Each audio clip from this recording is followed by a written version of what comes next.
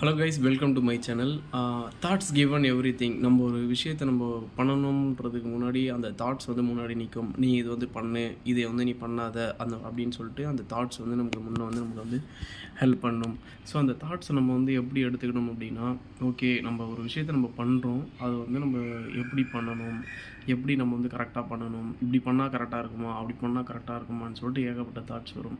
So thoughts வந்து நம்ம வந்து 2 விதமாக பிரிக்கலாம். பாசிட்டிவ் தாட்ஸ், நெகட்டிவ் தாட்ஸ் அப்படின்னு சொல்லிட்டு.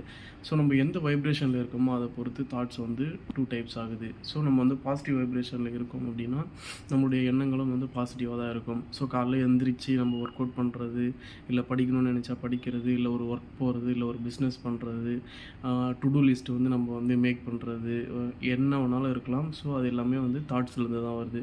ஸோ தாட்ஸுக்கு நம்ம வந்து ஒரு ஆக்ஷன் வந்து நம்ம கொடுக்கும்போது சக்ஸஸ்ன்றது தானாக வந்துடுது.